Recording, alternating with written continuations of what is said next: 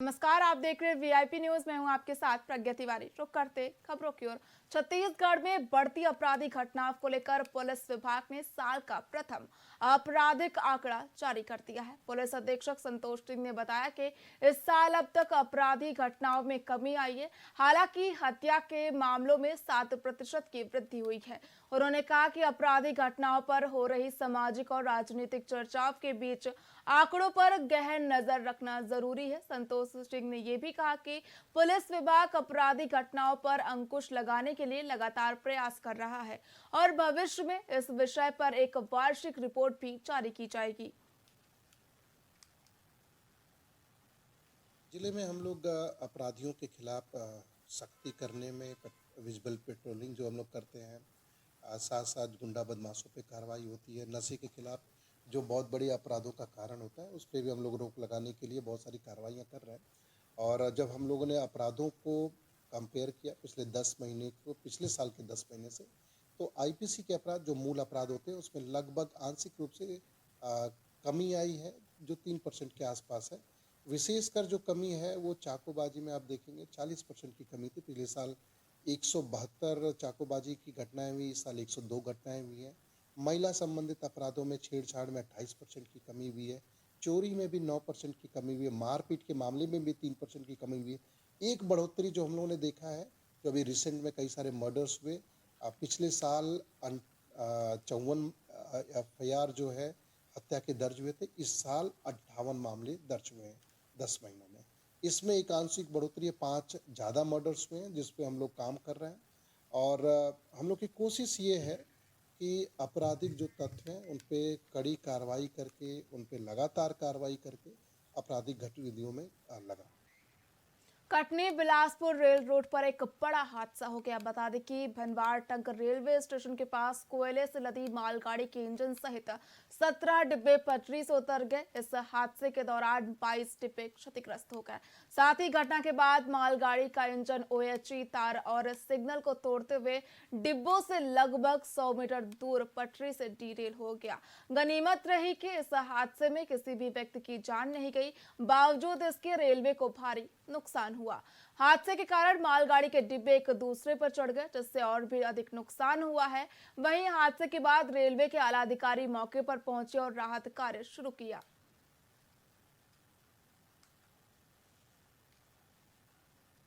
एक बड़ा हादसा हुआ है कटनी बिलासपुर रेल मार्ग पर जो है 22 डब्बे के लगभग जो वैगन थी उसमें 17 डब्बे पलट गए हैं। किस तरह का हादसा था जी? ये भनवाड़ टंक स्टेशन के पास में हुआ है, जिसमें मालगाड़ी है कोयला परिवहन किया जा रहा था। उसमें 17 बोगियाँ अभी डेरेल हो गई हैं। 22 और जो है सब मिला करके 22 जो क्षतिग्रस्त हुई हैं। यहाँ पे पूरी रेलवे प्रशासन की टीम यहाँ पे पहुँच गई है। सभी संसाधन जल्दी से आ रहे हैं और सभी लोगों की कोशिश है, और इसमें अभी तक किसी को भी चोट नहीं लगी हुई है, ये है। और जो भी जल्दी से हम लोग कर सकते हैं वो पूरे प्रशासन और रेलवे प्रशासन के साथ मिलकर के करने की कोशिश कर रहे हैं। स्थानीय प्रशासन भी यहाँ पर मदद के लिए पहुँचा हुआ है? जी बिल्कुल, सभी लोग आ गए हैं। जैसे ही खबर मिली है हम लोगों को, पूरी टीम आ गई है। और एहतियातन हम लोगों ने वहाँ पे अस्पताल को भी करवा लिया था अलर्ट मोड पे, लेकिन संतोष की बात यह है कि किसी को भी चोट नहीं लगी है। क्या लगता है कब तक ये आवागमन होगा? ये तो हमारी रेलवे की टीम बता पाएगी। बाकी हम लोग की तरफ से, पूरे प्रशासन की तरफ से पूरा सहयोग है। छत्तीसगढ़ के उप मुख्यमंत्री अरुण साव ने अपना 56वां जन्मदिन वनांचल के सुदूर ग्राम जाखड़ बांधा में आदिवासी बैगाचनों के बीच केक काटकर मनाया। इस अवसर पर एक स्वास्थ्य शिविर का आयोजन किया गया, जिसमें 20 लोगों ने रक्तदान किया। भाजपा किसान मोर्चा के महासचिव रघुवीर साहू ने रक्तदान को महादान बताते हुए कहा कि इससे मानव जीवन को मजबूती मिलती है, ये समाज के लिए एक प्रेरणा है। इस दौरान डिप्टी CM अरुण साव ने लोरमी शहर के लिए 9 करोड़ 84 लाख रुपए के विभिन्न विकास कार्यों की भूमि पूजन भी किया। साथ ही उन्होंने कहा कि मैं आपके सुख दुख का भागीदार हूं और यहाँ उप मुख्यमंत्री नहीं बल्कि आपके परिवार के सदस्य का बच्चा हूं। उन्होंने अपने जन्मदिन के अवसर पर 1,60,000 रुपए गार्डन के लिए, जबकि युवाओं के लिए प्रतियोगी परीक्षा की तैयारी के लिए लोरमी में नालंदा परिसर के लिए 7 करोड़ 60 लाख स्वीकृति प्रदान की। साथ ही विभिन्न सौंदर्यीकरण कार्यों के लिए 12 करोड़ 40 लाख रुपए की स्वीकृति प्रदान की गई।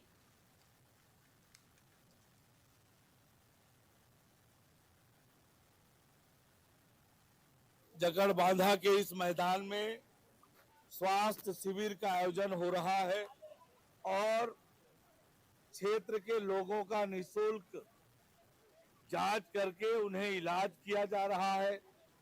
दवाइयां भी है, आयुष्मान भारत कार्ड भी बन रहा है और क्षेत्र से इतनी बड़ी संख्या में लोग उपस्थित हैं। और आज संयोग से मेरा जन्म दिवस है, इतनी बड़ी संख्या में लोग मुझे आशीर्वाद देने आए हैं और ये क्षेत्र के विकास के लिए लगातार मैं प्रयत्न कर रहा हूं। क्षेत्र में विकास के काम हो, लोगों का जीवन आसान हो और आज जो ये ऐतिहासिक कार्यक्रम हो रहा है, मैं क्षेत्रवासियों के प्रति आभार व्यक्त करता हूं कि उन्होंने मुझे आशीर्वाद दिया। नगर पालिका निगम रायपुर की महापौर एजाज ढेबर की अध्यक्षता में एमआईसी की बैठक संपन्न हुई, जिसमें कई महत्वपूर्ण निर्णय लिए गए। इस बैठक में सबसे प्रमुख मुद्दा अमलीडीह क्षेत्र में कॉलेज के लिए आरक्षित जमीन का था, जिसे राज्य शासन ने अब निजी बिल्डर रामा बिल्डकॉन को दे दिया है। इस फैसले का कांग्रेस पार्षद दल ने विरोध किया। इसे लेकर कांग्रेस नेताओं का कहना था कि ये जमीन स्थानीय नागरिकों के लिए थी जो कॉलेज की मांग कर रहे थे, लेकिन अब इसे निजी कंपनी को दे दिया गया है। वहीं महापौर ने इस पर सफाई देते हुए कहा कि क्षेत्र के नागरिकों की कॉलेज की मांग को ध्यान में रखते हुए पूर्ववर्ती शासन ने इस जमीन को सरकारी कॉलेज के लिए आरक्षित किया था, लेकिन अब ये मामला नगर निगम में अनापत्ति के लिए आया था, जिसके बाद ये कदम उठाया गया। आज एमआईसी में चौपाटी का पूरी तरीके से हमने विरोध किया है कि हम उस स्पॉट पे चौपाटी नहीं चाहते थे जिस स्पॉट पे चौपाटी बना रहे हैं। वहाँ से स्कूल का व्यू, कॉलेज का व्यू और हॉस्टल का व्यू पूरी तरीके से दिखता है, इसलिए हम उस चौपाटी का पूरी तरीके से विरोध करते हैं। अगर चौपाटी वहाँ खुलती है तो जाके भी वहाँ पर विरोध करेंगे। उसके बावजूद भी अगर काम नहीं रुका तो फिर हम कोर्ट का भी रास्ता अख्तियार करेंगे। मैं भी खुद इसमें अभी वो पता लगा रहा हूँ कि कहाँ से कैसे वो हो गया और अचानक नहीं, नगर निगम के हाथ से तो ले लिया भाई। वही चीज आपको तो बता रहा हूँ कि इसको पर्यटन विभाग को दे दिया गया। नगर निगम ने, शासन ने इसको जैसी सरकार बनी चेंज करके पर्यटन विभाग को दे दिया गया। अब पर्यटन विभाग ने फिर इसको कब उसको टेंडर करा, कब उसको वो किया और सीधा उसको उसने। संविधान दिवस के अवसर पर पंडित जवाहरलाल नेहरू स्मृति मेडिकल कॉलेज रायपुर में भव्य कार्यक्रम का आयोजन किया गया। इस कार्यक्रम में मुख्यमंत्री विष्णुदेव साय, विधानसभा अध्यक्ष डॉक्टर रमन सिंह समेत कई प्रमुख नेता शामिल हुए। वहीं रायपुर में इस मौके पर एक पद यात्रा भी निकाली गई। साथ ही कार्यक्रम को संबोधित करते हुए मुख्यमंत्री विष्णुदेव साय ने सभी को संविधान दिवस की शुभकामनाएं दी और कहा कि छत्तीसगढ़ के महान विभूतियों ने संविधान निर्माण में अहम योगदान दिया है, जिनका सम्मान करते हुए हम संविधान के प्रति अपनी निष्ठा को मजबूत करते हैं। आज 26 नवंबर है, संविधान दिवस है। सबसे पहले तो मैं समस्त छत्तीसगढ़ वासियों को संविधान दिवस की बहुत बहुत बधाई और शुभकामना देता हूं और संविधान के निर्माता बाबा साहब डॉक्टर भीमराव अंबेडकर जी को नमन करते हैं। और आज के इस अवसर पर खेल एवं युवा कल्याण विभाग द्वारा पदयात्रा का आयोजन किया गया है। यहाँ मेडिकल कॉलेज के ऑडिटोरियम से लेकर बाबा साहब भीमराव अंबेडकर की प्रतिमा तक हम लोग पदयात्रा करके जाएंगे और उनको वहाँ पर माल्यार्पण करेंगे। आज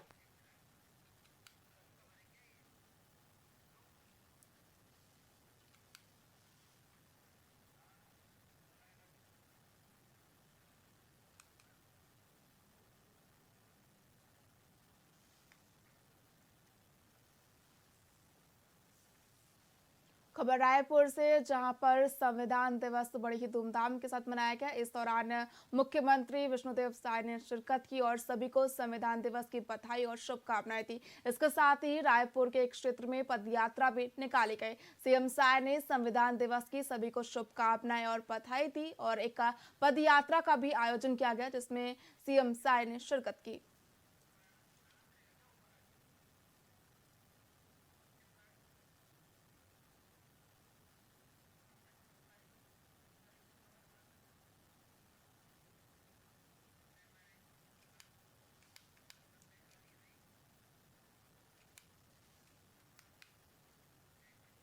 पीसीसी चीफ दीपक बैज ने बजट को लेकर राज्य सरकार पर तीखा हमला बोला है। उनका कहना है कि पिछले साल का बजट कहां गया, क्योंकि धरातल पर कोई असर दिखाई नहीं देता है। उन्होंने सवाल उठाया कि ग्राम पंचायतों और नगरीय निकायों के फंड में पैसा तो है, लेकिन बजट का पैसा कहां गया। इसके अलावा उपचुनाव में भाजपा की जीत पर प्रतिक्रिया देते हुए दीपक बैज ने कहा कि अब बृजमोहन अग्रवाल और भाजपा संगठन ये तय करेंगे कि मंत्री कौन बनेगा।